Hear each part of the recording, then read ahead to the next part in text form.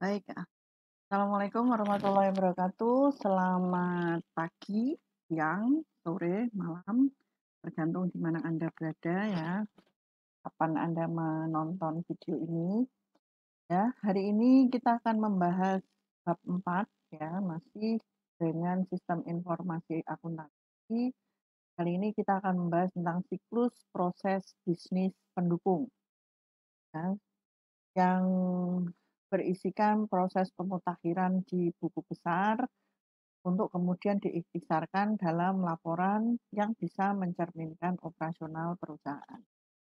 Masih dengan saya, Budiah Nirmala. Ya. Nah, siklus yang terkait dengan buku besar dan pelaporan ini menjadi muara untuk data yang bersumber dari mana?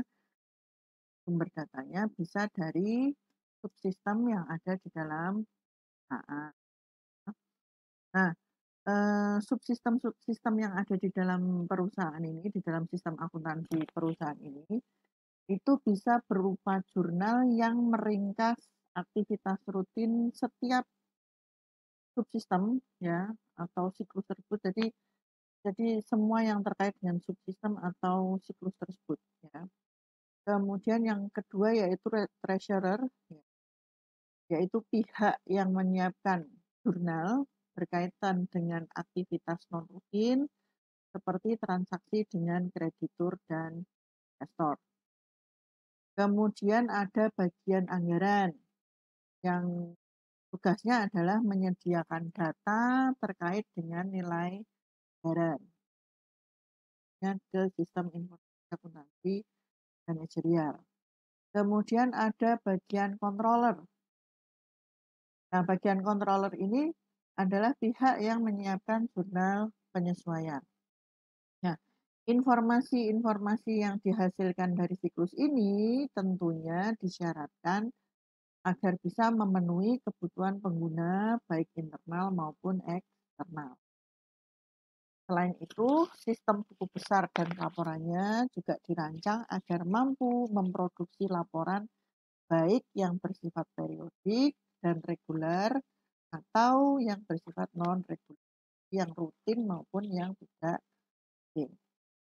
Nah, berikutnya kita akan membahas tentang sistem informasi dalam siklus buku besar dan pelaporan. Nah, di dalam siklus buku besar dan pelaporan ini berisi 4 aktivitas rutin. Nah, yang pertama ini adalah pemutakhiran buku besar atau kita sering menyebutnya dengan istilah update. Jadi buku besarnya diupdate. Di setiap kali ada transaksi di jurnal kemudian diposting yaitu diupdate di buku besar. Kemudian yang kedua, ini adalah posting ayat jurnal penyesuaian. Jadi setelah buku besar, direkap dan sebagainya, kemudian menjadi neraca saldo, terusnya sampai menjadi neraca lajur. Mungkin Anda yang pelajari tentang neraca lajur, di situ ada ayat jurnal penyesuaian. Sampai akhirnya yaitu menyiapkan laporan keuangan. Dan setelah laporan keuangan ini jadi juga perusahaan juga mempunyai kewajiban untuk menyusun laporan manajerial. Di dalam laporan manajerial ini terkait dengan laporan verifikasi akurasi proses posting. Jadi apakah postingnya tadi sudah benar atau belum? Misalnya laporan daftar jurnal voucher secara urut ya. Apakah dia sudah urut nomor vouchernya, sudah urut nomor akunnya, atau sudah sesuai tanggalnya. Selain itu juga dapat berupa laporan daftar akun buku besar beserta saldonya. Jadi perlu diverifikasi. Kemudian yang kedua adalah penganggaran atau budgeting. Ini laporan ini selain verifikasi untuk yang sudah terjadi ya, budgeting untuk apa yang akan dilakukan perusahaan di masa depan. Jadi anggaran ini untuk perencanaan dan evaluasi kinerja dari sisi anggaran operasi, belanja modal, dan arus kas.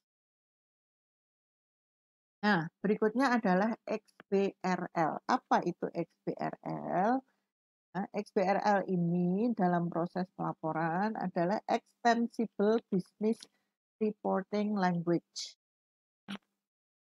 Jadi sebuah perusahaan atau entitas ya dapat memproduksi laporan keuangan dalam berbagai jenis format elektronik seperti pakai PDF, pakai Notepad, pakai JPEG dan seterusnya. Bahkan mungkin bisa pakai Excel.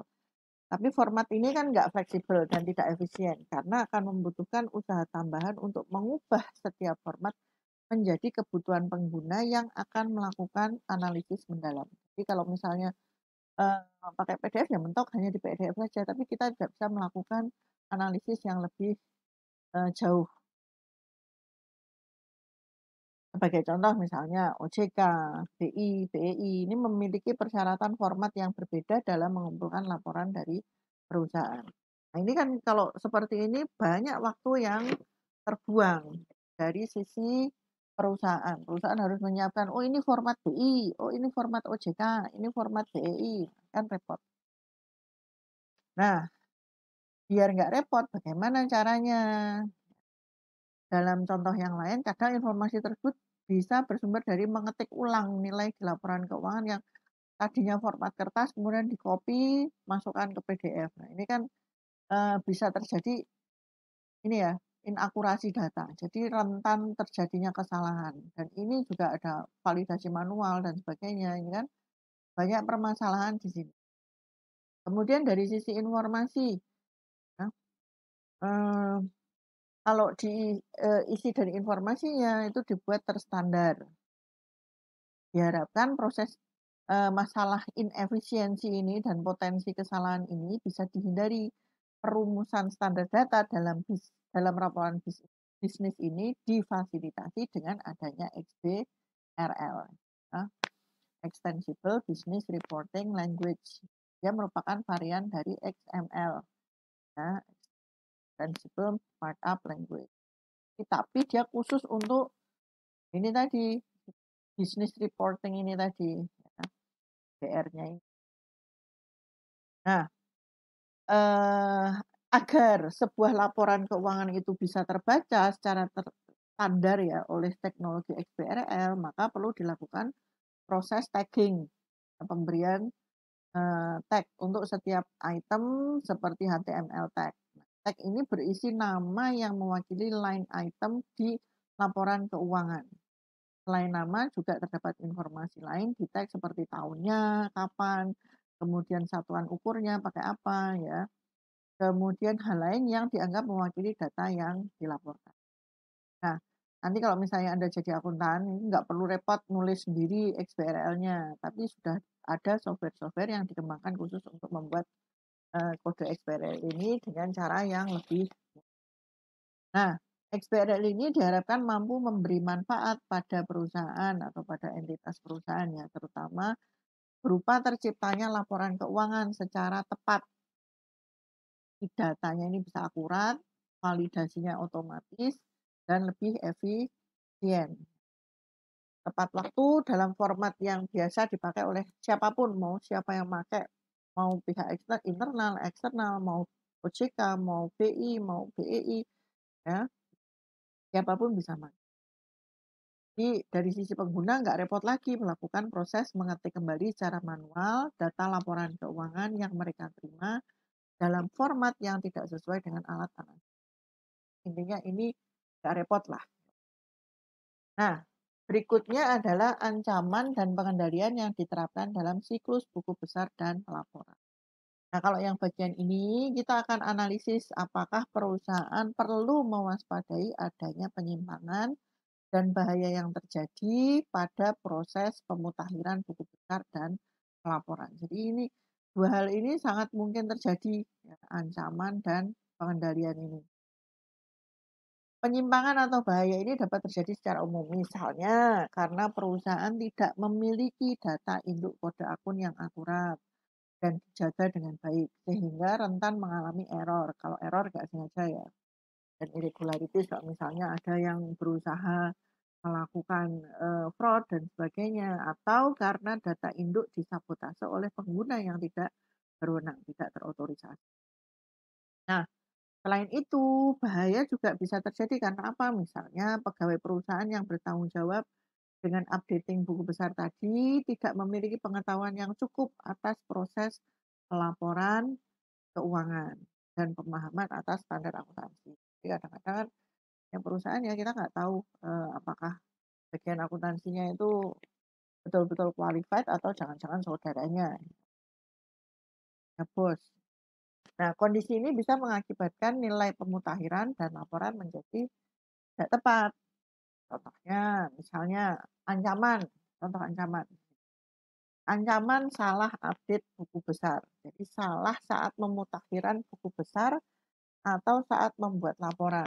Apa yang bisa kita lakukan? Kita bisa cek ikhtisar jurnal dari siklus akuntansi untuk periode terbaru.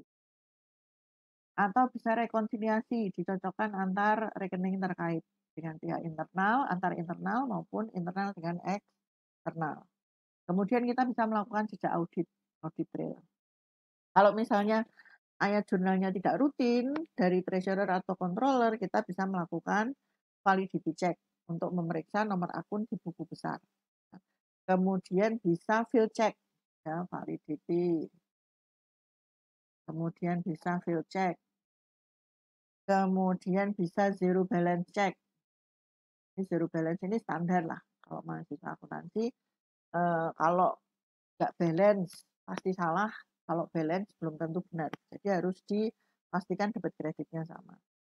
Completeness tax, ya. Jadi untuk menjamin semua data sudah dicatat, ini harus lengkap. Completeness test, ya. Kemudian closed loop verification untuk melihat kesesuaian nomor akun dengan deskripsi akun. Ini benar nggak? Dicek sudah masuk ke akun ini sesuai atau enggak, ya. Kemudian standar adjusting entry untuk memeriksa aktivitas yang berulang.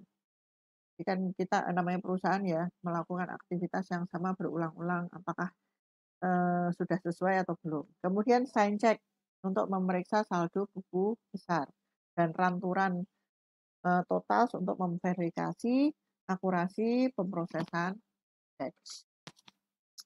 Ya, ini jadi banyak hal yang terkait dengan salah update buku besar. Ini kita bisa melakukan banyak cara ya. Kemudian ancaman yang kedua yaitu fraud. Nah, fraud ini financial statement fraud ya khususnya kecurangan atau penyelewengan atau apapun lah ya. Ini bisa dikendalikan dengan cara salah satunya yaitu independent testing. Diuji satu persatu atas seluruh ayat jurnal yang dibuat secara manual. Kalau perusahaan lebih bagus lagi namanya independent testing ya, minta tolong Pak pihak ketiga. Kemudian misalnya datanya hilang atau rusak, jadi terjadi kehilangan atau kerusakan data. Ini pentingnya kita melakukan backup data dan adanya prosedur pemulihan pasca bencana. Kalau misalnya terjadi data hilang rusak, nggak usah susah-susah. Misalnya HP Anda trouble, datanya hilang, atau laptopnya trouble, datanya hilang. Apa yang harus Anda lakukan? Nah, sekarang sudah ada cloud computing, datanya di backup di Google Drive. Jadi ada kalau laptopnya beli baru biasanya ada langsung instalasi kalau terjadi permasalahan. Jadi di clean install dari nol lagi. Kemudian ancaman yang terkait misalnya informasi penting bocor. Agar nggak sampai bocor, apa yang harus dilakukan? Enkripsi data. Dipastikan data yang akan disampaikan kepada pihak-pihak terkait itu jangan sampai bocor. Ibaratnya kita ngirim surat penting itu eh, antar bagian dalam perusahaan saja kita minimal dicepret, di staples atau mungkin diwadai amplop. Jangan amplopnya bukaan, amplopnya dikasih lem. Nah, satu bentuk enkripsi data. Kemudian informasi yang disajikan tidak tepat waktu sehingga berimbas pada jeleknya kinerja perusahaan. Ini bisa kita lakukan pengendaliannya agar tidak terjadi hal seperti ini. Pertama, kita siapkan dan review laporan kinerja. Jadi secara rutin perusahaan itu harus melakukan, review laporan kinerja. Kemudian terapkan itu tadi XBRL yang eee, sudah dibahas tadi. Nah, kemudian desain ulang. Ini kalau ada yang nggak tepat waktu, apa yang harus kita lakukan? Oke, desain ulang proses bisnis. Apakah perlu, tool-tool baru untuk, menghasilkan informasi agar bisa tepat waktu ya, agar nggak bocor, agar datanya nggak hilang, agar tidak terjadi fraud, agar tidak terjadi salah update besar. Nah, itu tadi yang bisa saya sampaikan terkait dengan siklus proses bisnis pendukung buku besar dan laporan ya. Eee, Semoga bisa dipahami, materinya nggak cukup banyak, silakan nanti Anda kalau misalnya perlu informasi lebih lanjut tentang ini, bisa baca buku-buku sistem informasi akuntansi. Nah, kalau misalnya ini yang terkait XBRL ya, Anda bisa browsing, itu kalau nggak salah di BEI, ya IDX. Ya, di IDX itu ada, pembahasan khusus tentang XBRL, Anda bisa baca di situ. Baik, terima kasih, kita ketemu lagi lain kesempatan, lain video, di lain, eee, waktu, ya. Sebelumnya mohon maaf kalau ada kekeliruan, ada kesalahan. Saya ucapkan sekian, terima kasih, selamat belajar. Assalamualaikum, dengan saya Dian Hermawan.